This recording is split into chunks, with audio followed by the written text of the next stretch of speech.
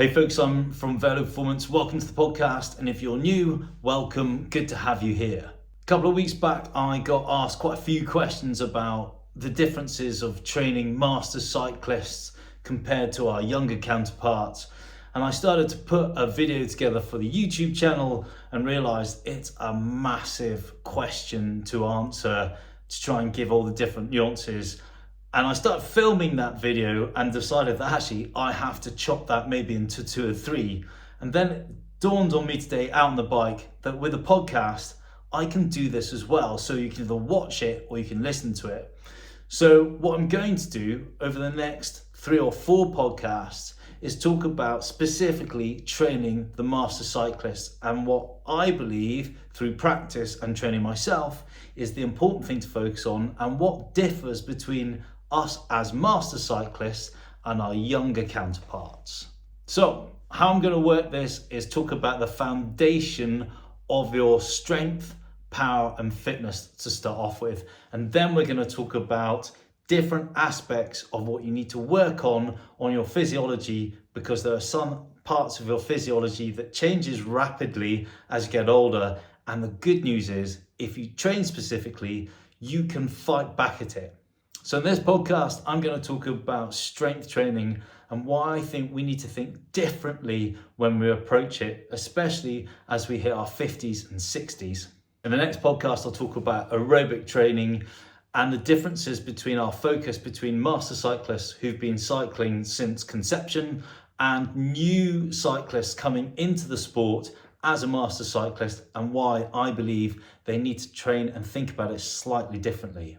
In the third podcast of the series, I'll talk about intensity and how to grow that over time. So you're making sure that you're working on your power, your speed, and your ability to ride faster over longer distances. And in the last podcast of the series, I'm going to talk about nutrition and why we need to think about it differently as master cyclists. And no, it's not all about just eating massive amounts of protein. Righty, let's get into the subject of strength training for master cyclists. This is a subject I am super passionate about, not just for being able to ride your bikes hard and fast and maintain really strong average paces, but for improving our body composition, looking leaner in our ride kit, and the long-term benefits to our health as we get older.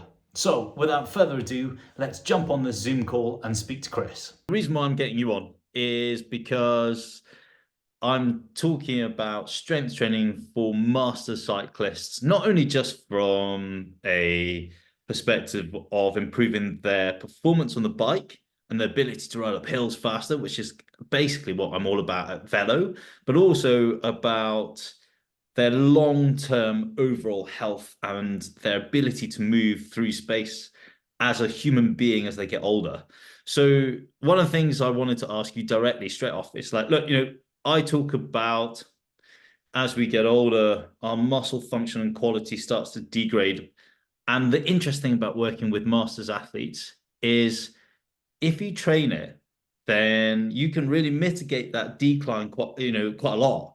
So as a strength and conditioning expert and someone who really understands this field, what should people focus on? I always talk about strength work being in the gym, and what I see is a lot of people, as they hit 50, 55, 60, starting doing a bit more flow state, body weight, yoga stroke Pilates.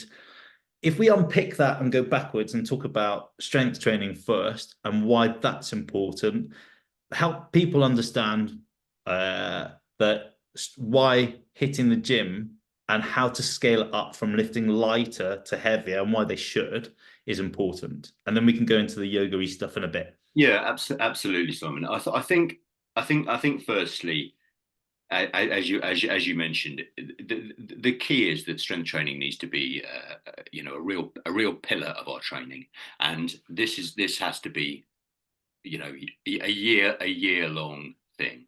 I think in cycling, both in younger cycling and in master cycling, there's still this attitude towards strength training as being a winter thing.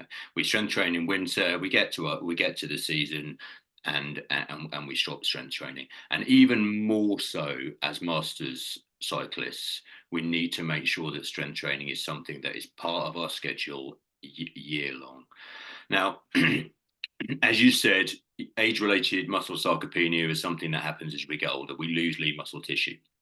Now, we want to do everything we can to mitigate that, and we want to make sure that we maintain as much lean muscle tissue as we can for performance benefits on the bike, for our ability to perform functions in everyday life, but also just to make us really robust and strong.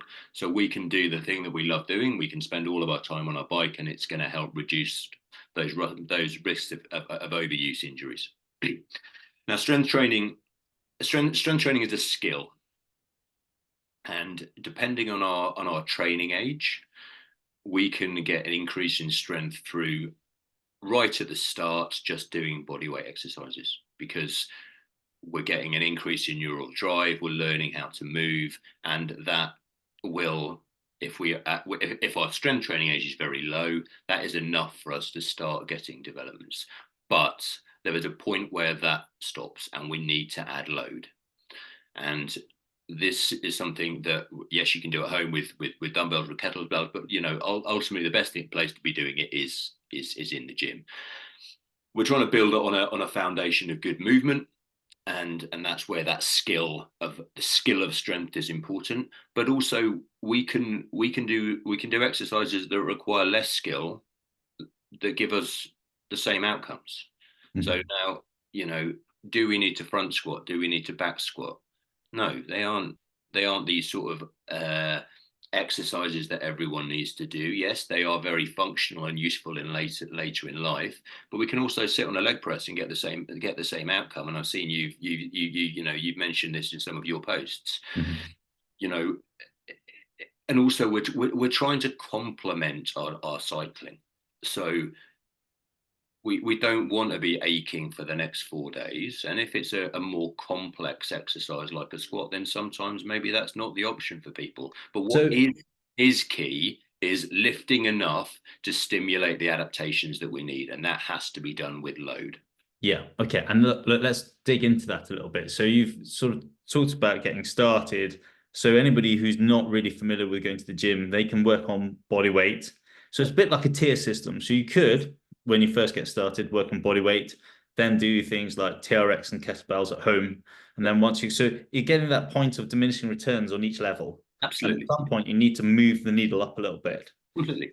And then when you get into the gym, that's when you can start maybe working on a bit more skill acquisition alongside absolute strength. Yeah. And the way absolute strength we can keep fairly simple, right? We can look at, when we go to the gym, we can have our key exercise that is our strength exercise for that session, whether it's a unilateral or a bilateral lift. So I know both you and me, one of our go-to exercises is a trap bar deadlift. So that is our exercise that I will look at being my key strength exercise. So I'm looking in that 3 to 5 rep range. We're looking at enough load. So those last 2 exercises are pretty tough. We've maybe got 1 or 2 reps in reserve, but we're stimulating. We're trying to really stimulate the body to get those adaptations that we're looking for, both from a muscular level, but also from a skeletal level. Yeah, we're looking at that increase in bone mineral density, and then again, it has to happen through having increased load going through the body. But we chatted very briefly before we came on the podcast on the podcast today, is that there's other skills that we need to keep as we get older, right? Mm-hmm. We need to jump, we need to hop. These things that we do as children, as we get older, we just stop doing them. Those sort of athletic qualities that we want to maintain, and they do have a positive impact carrying over onto the bike. But much more so, if we're looking at life and longevity, that ability as we get older, and we maybe we're walking along and we slip and we have to go onto one leg and decelerate and control our body weight. These are skills that are really important, and I believe that should be included in a balanced training program, especially for masters athletes, so we can keep doing what we love, but stay healthy and stay strong. Yeah, so actually, that's such a cool point to put in. Now, lots of different angles to look at. And obviously, at Velo, what we're trying to do is improve people's ability to ride bikes hard and fast as they get older. So we're basically looking at how their physiology can detrain over time and putting the right training in place to make sure that doesn't happen for whatever they're trying to do and achieve. But we're also thinking about long-term longevity. So I want anybody that's working with us or a part of Velo to, if they ever leave, go away and go, I've got all the skill and understanding to be able to do this for the rest of my life and also hit 90 and be strong and not just be able to get out of a chair, which I think is the most ridiculous thought process. And it is like, I want to have the ability to be able to get out of a chair. I always say, no, you want to think better than that. You want to be able to get 90 and lift heavy stuff over your head. Yes, Because yes, if your only ability to get out of it, or you can only get out of a chair at 90, what's the quality of your life there? yes. I Not mean, good. it's and we are humans are amazing, right? We are capable of so much as we get older, but you know that the cliche, if you don't use it you lose it, is very true as we get older. So Yeah. stay strong, stay lifting. Don't think that deadlifting and squatting and step ups are something for the under 40s. Just we keep doing it, we keep saying strong, and the impact that that has on the quality of our lives is huge. Yeah. So I think here's the cool thing. So I think it's the quality of as the way that we move and look and feel. But actually, the more lean muscle mass you have, you look leaner anyway. You look more youthful. And one thing I've noticed as people get older is they have that sort of almost shift change in their mindset where we need to be a little bit more sort of slowing down and doing less. And I know a lot of people look at what I do and go, well, that's quite radical what you're doing. You're going to the gym and lifting, double your body weight. And, shouldn't you be slowing down a little bit? Well, that's not the way they look at it. Whereas a lot of people who are my age and getting in towards 60 suddenly back off from going to the gym and start doing a bit more yoga and Pilates. And now we've talked about this before and we're not hating on it. But Not what at we all. say is it should be part and parcel alongside a really well thought out, tough strength training plan that is delivered to make sure that you are driving the adaptation of being very strong next to body weight and movement pattern. And the two can exist together, but mitigate taking one out, so the hard strength training and the tough strength training, in my mind, is not a good idea. What No, are it's your not. thoughts on that? No, it's absolutely. And again, yoga and Pilates have their place, and as part of a balanced training program, I think they can be hugely beneficial. But strength training has to be the cornerstone of that. You know, Mhm. strength training will underpin everything. You know, it's all very well having amazing mobility, but unless you've got strength in those end ranges of movement, it's not that useful for us, right? We need to be strong, and we can look. I like to look at strength training as almost as a form of mobility training as well, right? So where if you're doing a squat and you're going into a deep squat or a deep lunge position, we're working full range of movement through those joints, but we're doing it with load. So we're teaching the body to tolerate loads at different joint angles, which is again very very important as we get older. Out of interest, so help me clear something up here. I know what I understand, but by lifting heavier, that allows us to recruit more muscle motor units compared to lifting lighter, Yes. correct? Yes, it does, and the other thing is intent. And I think that is something that is key, and I try to get across to all of my clients is that when we lift, whatever the load, we are trying to lift that weight quickly, even if it's a load that we can't lift quickly. The intent is there, and that's going to elicit that sort of increase in motor unit recruitment and fiber recruitment. So, Okay. but also we want to sort of work on this spectrum of this strength curve, right? So we want to be lifting some stuff. We're working sort of 85-90% of our 1 rep maxes, but we also want to be doing some sort of 20 to 30% quicker, some jumps, some bounds, some hops. And as we said before, they are really key in not only maintaining our athleticism, but also our rate of force production. So we have strength, but it's how quickly we can apply that strength, Yeah. which on a bike is really important, right? Just being strong is important, but when it comes to pushing up a climb, pushing in a sprint, we want to be able to access that strength really quickly. Yeah, yeah, and that's a really good point. Just to clear something up here, you were saying you want people to move fast with the weight. That's not straight off, though. They need to build up to that. Again, as we said before, strength training is a skill, and I like the phrase "tempo teaches movement." So often, when I am getting clients to squat and teach movement patterns to stuff, I slow those tempos right down. We'll work like Yeah, a 4-second negative, and so we're really learning and thinking about that movement and where we are in space and how we're doing it. Then, when we've got this foundation of good quality movement, we can then start adding the load, adding the intent, adding the density of the workouts. yeah. So it's like as you say, so like a learning curve, and it's also like that building phase where you sort of build that awesome foundation and grow from there, from your acquisition of skill and also your acquisition of strength and power. Then you can build from it and start creating that sort of extra addition of that layer of being able to move faster and be even stronger, more powerful, more reactive. Yeah, absolutely. And these are skills that we need to just keep going with. There Yeah, isn't and there isn't a point. There isn't this sort of cut off age where it's like, right, I'm 55, therefore I don't need to do this anymore. yeah. Like, So if I if, would if argue, I go would on. argue, I'm maybe a bit biased in my, well, in fact, probably I'm massively biased in my opinion, but in my thought process is the reason why people get weaker and slower is because they simply aren't doing what we're talking about. Yes. Yeah, Yeah. if you look at if you look at the data on why people fall and as they get older, it's because they're weaker. They've got Mhm. weaker, and the reason they've got weaker is because they've stopped doing stuff. Yeah. Stopped, Yeah. they've Out of interest, answer me this question. We'll wrap it up here because I think it's a good one. What's the oldest person that you strength train, and what kind of strength training are they doing that you step back and go, "That's amazing"? oldest person.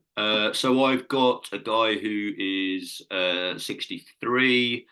He still plays age group hockey.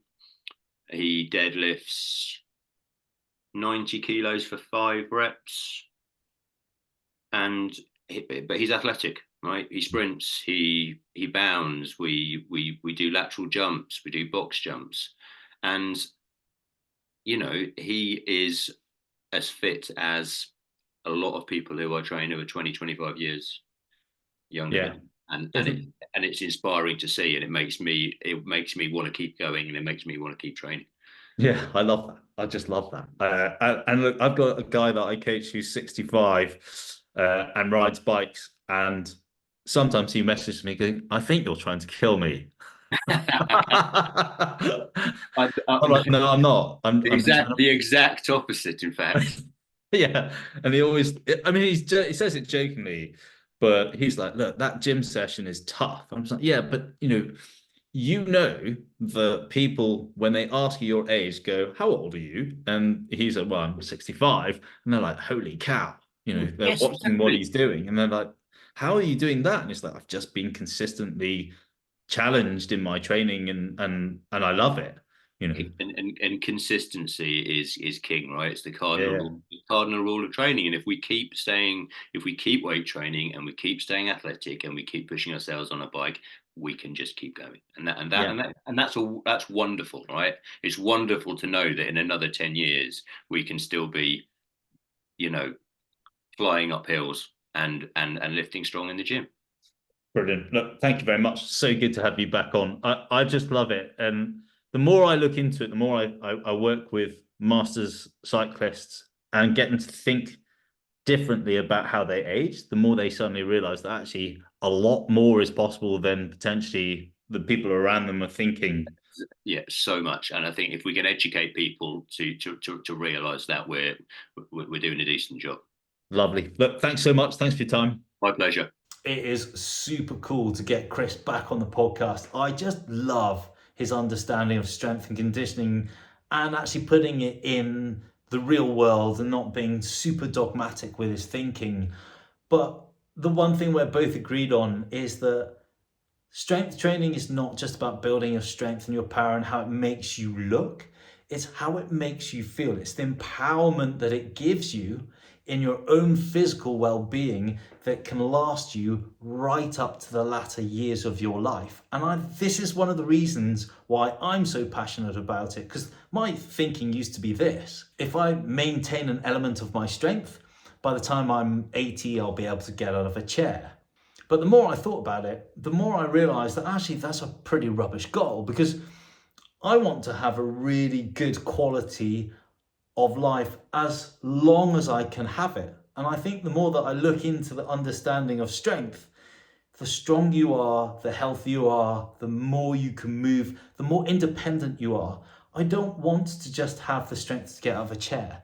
I want to have the strength for as long as I can to be able to climb things, run, lift, push, pull, be independent. And if you're weak and you don't have much muscle mass, that's not good for your independence, and it's definitely not good for your health. You look at the studies of all the older populations, and the marker of health is how much muscle mass they have. So strength training to me is an absolute must, not just for being fast on your bike, but look, let's face it, do it properly and it'll make you quick on your bike and keep you quick on your bike, but it's also about your longevity as a human being. And now, who doesn't want that? Righty, that's it for this week. If you enjoyed this podcast, do me a favor, give us a bit of a review, maybe share it with people that might get something from this. And if you're watching this on YouTube, again, do me a favor, hit like, and if you've got any questions, stick them in the box below. I'd be delighted to chat to you about them. Thanks for listening, and I'll be back next month.